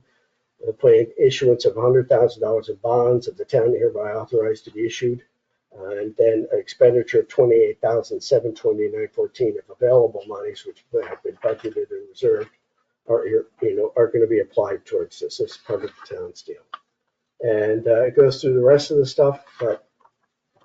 May I have a motion to accept the bond resolution and authorize us to send it and have Don certify it and give it to our bond council? Make it. Is there a second? Second. Any discussion? Oh, there we go. Have a roll call vote, please. Yes. Tim. Aye. John. Aye. No, he left. Laura. Aye. Tina. Aye. Favor. Aye. So the next is a motion to approve the claims audit and to authorize the budget transfers that are required to pay those bills in that particular folder. Make it. Second. Any discussion? All in favor? Aye. Aye. Okay, board reports. Tim, go right ahead. Okay, You mixed the approval of the expenditure for the playground equipment? Oh, I did, didn't I? Sorry. So we actually budgeted last year, it's under like a business development item, but last year's board appropriated $20,000 into something called the business development item. But those were taken from community enhancement funds, and the idea was that they were to be applied towards playground equipments that we were foreseeing. So we are going to, John had given us a proposal, and Laura, can you handle that? The mosh pit, For the items? Yeah. So he has a couple options for ages 2 to 5, and it's hard to see, but they're sturdy. I don't think they would require any maintenance. He said that they could assemble them, and they are pretty fun for a 2 to 5-year-old. Thank you. So he has options there, and then the pricing is a lot. A lot. So the price for the Playtown Playhouse would be $13,125, and then there's the Playtown Silly Tree, which is $13,461. And these are on the ground. These are things that would be optimal for a little kid, which we're lacking. We have things that are high up. We don't have a lot of things that are on the ground. And then he also has things throughout the sheet that are a little larger items, and they're a little bit more money. So he gave us options. They go up. These are all from 2 to 5. If it were my decision, I would go for the Fun Center design number 4 because it's under the budget that we have, which is $20,000. And it looks like it would be a lot more for them to do. And I would probably go for that option if it were me. The highlighted option on page 3. Did you talk to John about it? No, I wish, I know, I I know. just on leave. I think we should probably wait until he's here. Okay. So anyway, we'll table that. Oh, actually, we haven't done anything. We'll move it to the work session. Reports. Reports, thank you. Okay, the youth committee, they're looking to hire one person still. They're looking to hire 2 people. Definitely really soliciting applicants. It's $23 an hour. It's a 2-day-a-week program. You know, you should be active and like kids. And there's a lot more information. It's on the, I believe, the town's website. It's also, it's pretty widely distributed, but I just want to announce here as well. If you know anyone who would be good possibly for this job, please ask them to apply. The Fishing Game Club, Bethany, you have anything to add? She's the vice president of the youth committee. I don't. Okay. Fishing Game Club, Youth Fishing Derby went extremely well.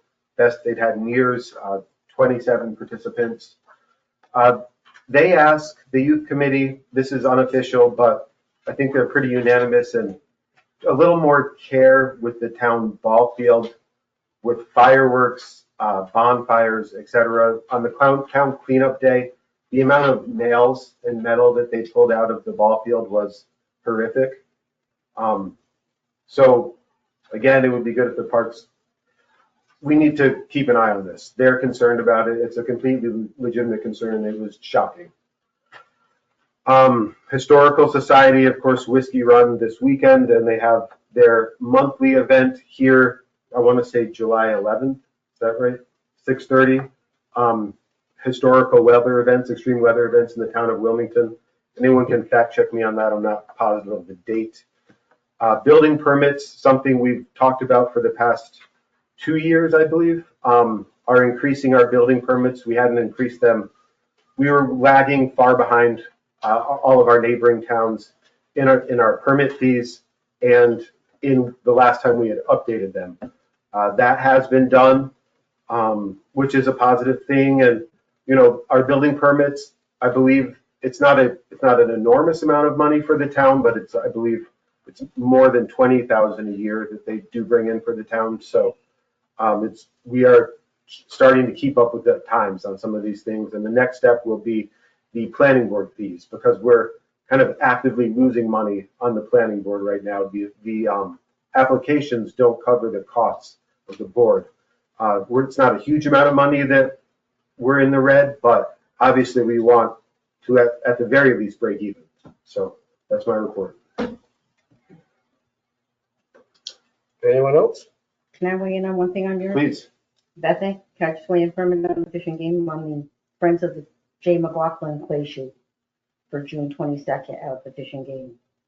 So if anybody that's a member of the fishing game that wants to go out for the clay shoot, it's $20 a person.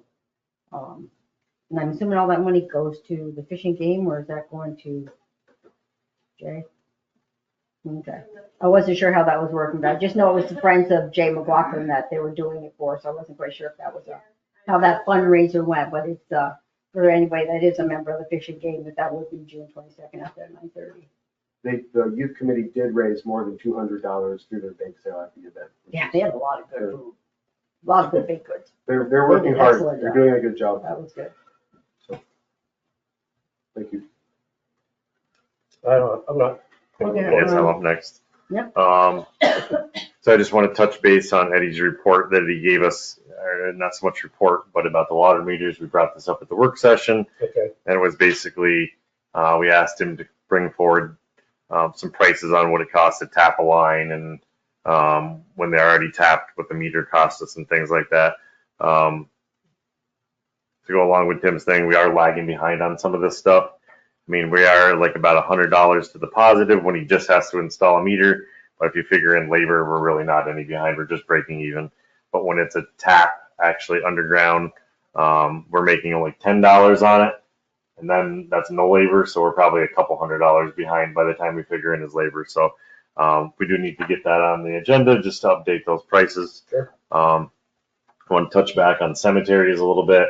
And, you know, obviously we touched graves, and we do have a big pile of fill up there. And for years, that's all we've done is just fill them in.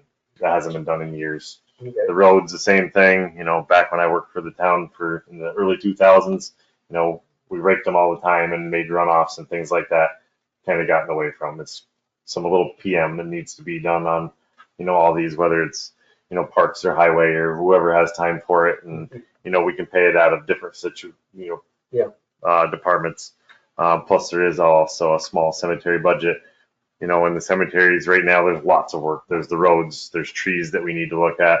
I've been talking for 2 or 3 years right now on trying to come up with a game plan for cemetery expansion in Hazelton, because, yeah, they say we have all this land, but it's not laid out for plots. There's not a road developed, something that we have to, and maybe we could use community enhancement for that, because it is part of our community in cemeteries. So, just something that we need to look at. That's what the tourists come for. Yeah.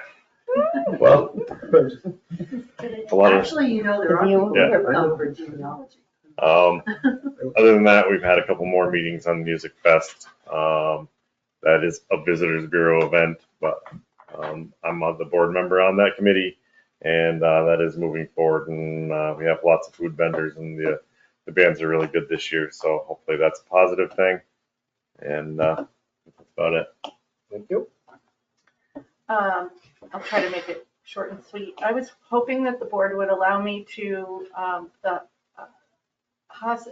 Saranac Lake Hospital that I work for, we're trying to get the word out on healthcare proxies, advanced directives. And I was hoping that the board might allow me to utilize this room. I don't know if I have to put in a special request, but. Well, I mean, as long as it's not booked by someone else, just put your name on the calendar. Okay. If I could do a workshop where I help people fill out forms, if I could get some nurses that would help do that. I've been talking to a group that do support for people who care for Alzheimer's and dementia family members, and they'll be trying to use our room once a month. They'll be hopefully starting somewhere in the summertime, but it'll be on a Monday, like the third Monday of the month.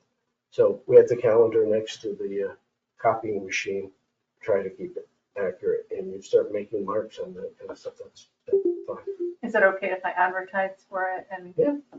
pick a date? Everybody okay with that? Yeah. Okay. Next thing is tomorrow. It's not in the town of Wilmington, but it is for Essex County residents.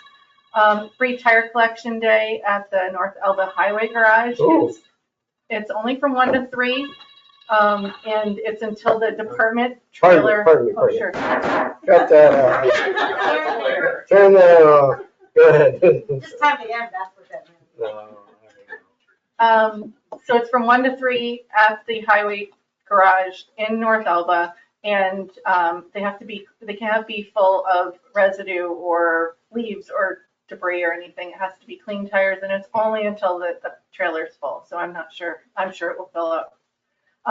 And then last thing is, I was wondering, I had seen that the supervisors made a resolution in Essex County that they could take surplus vehicles and they donated them to CD Tech. Yes, they did that.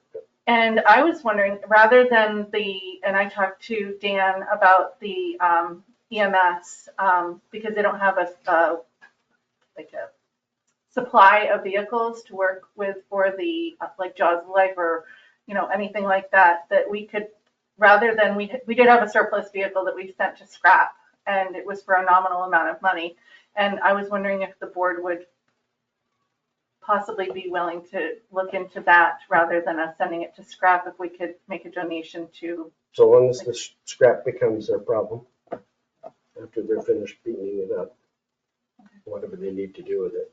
Or to a local trade school, if they could utilize it, we could. It's fine with me. I do remember that at the county level, the resolution, they have a way of sort of declaring it, So the issue that you have is it's like, it's surplus, we're supposed to get the highest bid, we're supposed to do this, and then it's a challenge because these things aren't worth that much money. Right, But somehow or other, the county did it. So that if they know how to do it. Like, we could put it up for bid. If nobody bid over the scrap amount, then we could do what we did the last time. If it's only worth the amount of scrap, then we could donate it. That's what I would make a resolution for. Have we identified how many possible scrap things have we got somewhere? No? Well, that'd be nice. Okay. You got anything with Tina? Tina. So the library had the Feed the Need to Read, which brought in about $1,800. So thank you to everybody who came out for that. The Friends of the Library had their bake sale, and that came out excellent. They made about $800. And that's even with all the parking issues with everything that went on Saturday with the thrift shop and everything else going on. Many thanks to the Friends of the Library. You guys did a great job. Thank you very much. When they're looking into window treatments at the library because of the sun when it comes in.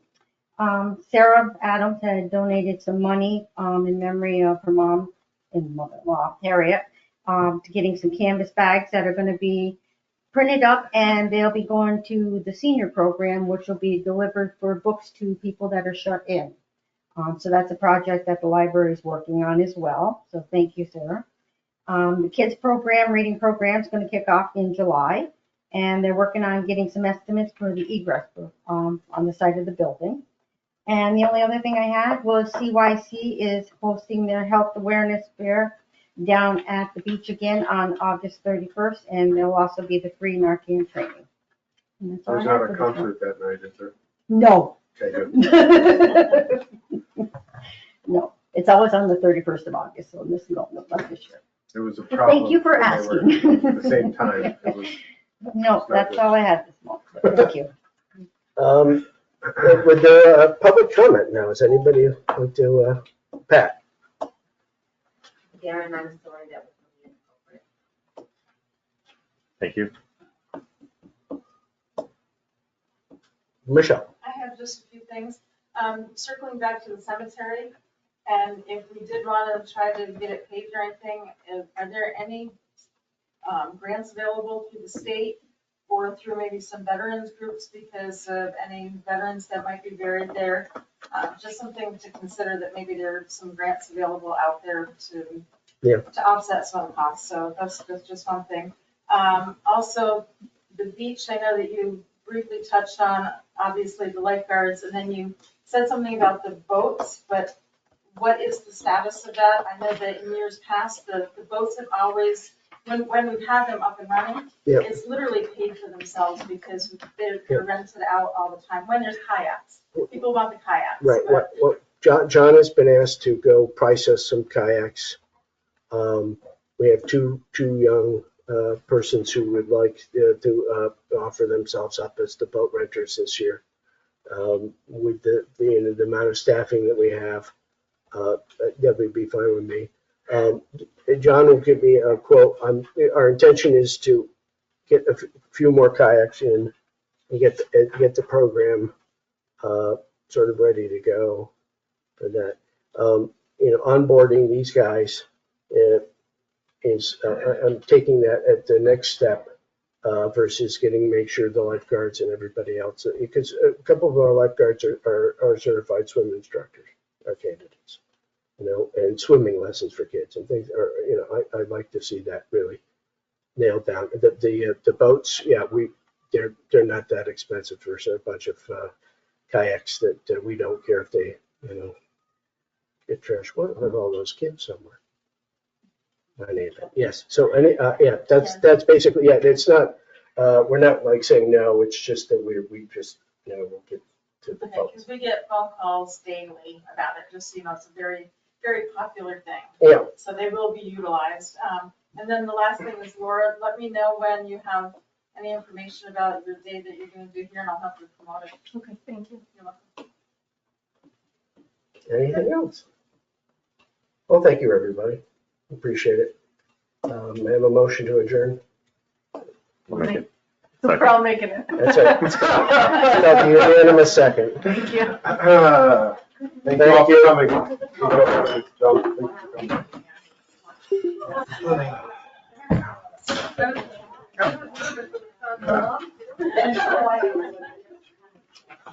Oh, dear. Oh, I get to turn my phone on. My mother-in-law, how'd you do? How'd you do? Well, she did. She sent me this long text about the problem between the lag between the permitting and the,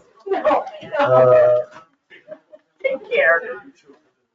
What time does he fly in? I don't know. Thank you. Oh, shoot. They don't. To bring up the accessory dwelling. I don't. This conference will now be recorded.